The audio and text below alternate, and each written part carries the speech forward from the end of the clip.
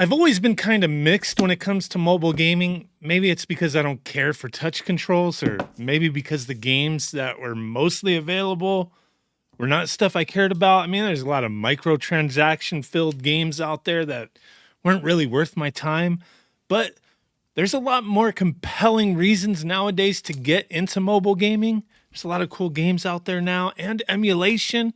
Phones nowadays, they can handle a lot more when it comes to emulating video game consoles, so that's a plus.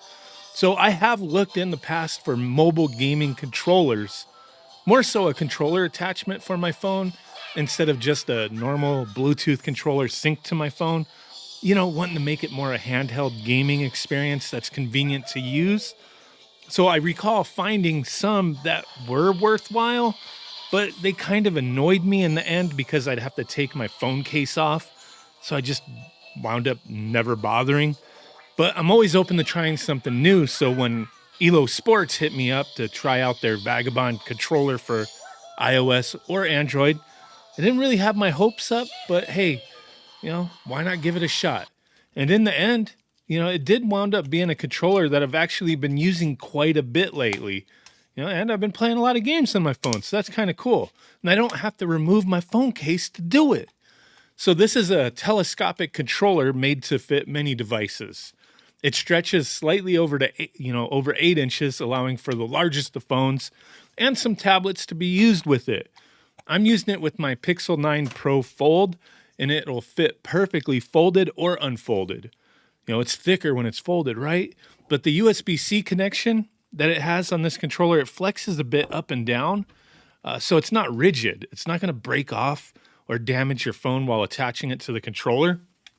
So the Vagabond, it comes with different sized adapters, these little like rubber pieces to make, different thickness phones fit snugger into the controller. Once in, my phone felt secure, wasn't going to like easily flop out or anything. I shook it around. And, after all that was said and done, the controller feels comfortable in my hands. The grips are rubberized. They have some texture on it. We got some Hall effect analog sticks, mechanical buttons. So, it's going to be up to preference. I don't mind mechanical, switches on these things, but they are going to have a little bit of clickiness to them. Not obnoxious though, but I think they felt fine. Now, you're also going to have Hall effect analog triggers. So yeah, like, certain games, racing games, that you got that analog, if you slightly press, your trigger, you're going to give a little bit of gas. You pull all the way down, you're going to give a lot of gas. So you got them Hall effect analog triggers. Then you also have a couple macro buttons on the back. Now, the macro buttons, they have like these sliding lockers in case you don't want to use them. You don't have to use them even if you don't lock them, but with the lock, it makes it so they physically cannot be pushed. And I kind of like that, as I don't usually use back buttons.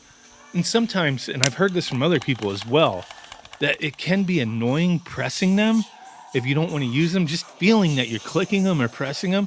And with this, when you lock them, like they just physically can't be pressed. So that is kind of nice. Now, also with this controller, it doesn't use a battery. It's just a straight direct connection to your phone. And you also have a pass-through USB-C charge port on the controller, and a 3.5 millimeter headphone jack. These are on the bottom of the controller. Now, there's also this companion app that you don't need to use in order to use this controller, but it can come in handy. And I do recommend, if you get this controller, downloading it just for a couple things to use with it. It allows you to download firmware updates to keep the controller updated. It just updates the controller through the app.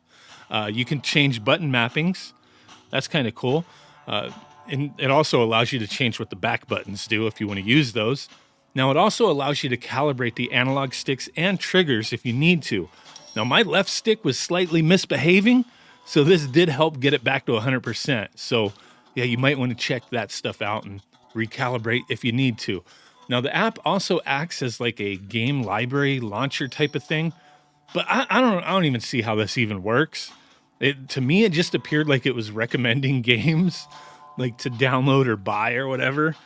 I can't figure out how you add games to your library besides just the games that it recommends. And maybe it recommends a game that you already have, and then you can add it to your library. But yeah, I don't know how you use that launcher thing to add games. I just couldn't see what you did with it. So it was kind of like, whatever. I don't need to use this. I'll just select a game, that's already on my phone somewhere. I don't need a launcher, but it's there. Maybe I'm missing something, but whatever. Now, there's also another feature that's in this app that it's supposed to have that I see advertised a lot uh, that I was excited to actually try. And that is the ELO Virtual Touch Mapper.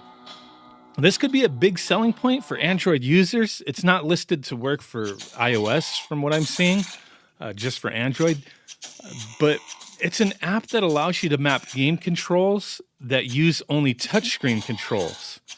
And this lets you map touchscreen controls to buttons and directions on the Vagabond controller instead. So you don't have to use touchscreen. You can use a button or D-pad, whatever, right? So this definitely could come in handy for quite a few games, even some games that I was trying to play. But unfortunately, the feature is listed as coming soon. Like I was trying to play this one game, I'll show it on screen, where like I could use the analog stick to move around, but I couldn't use the buttons to do my attacks. I have to use the touchscreen. So it's kind of wonky. And I know the way the app is supposed to work. Like you would assign like the A button would hit like touch this portion of the screen. Like I've used something like this before and it's awesome. So yeah, like I was like, man, I wish I could use that for this game I was playing. But yeah, I looked into it and it's been listed as coming soon for a little while now. And I did see, like, as I was looking into it, I saw some discussions on, I believe, Reddit. They said that the feature is done. It's just that there's a couple little things that came up that they need to iron out. So I don't know. But overall, this controller, it's been pretty cool in my opinion.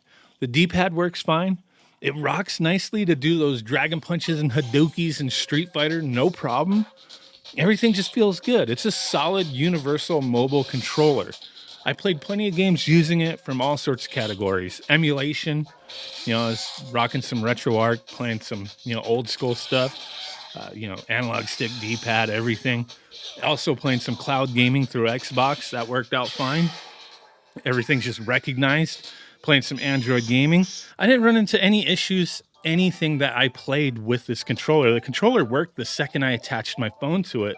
So yeah, I mean, it's a nice one. It's decent. I mean, I've used a few different ones, and this is one that actually got me playing games on my phone. So, I mean, that says something, but I'll leave it up to you guys. If you're interested, there'll be a link down below. Let me know what you think. Appreciate y'all. Bye.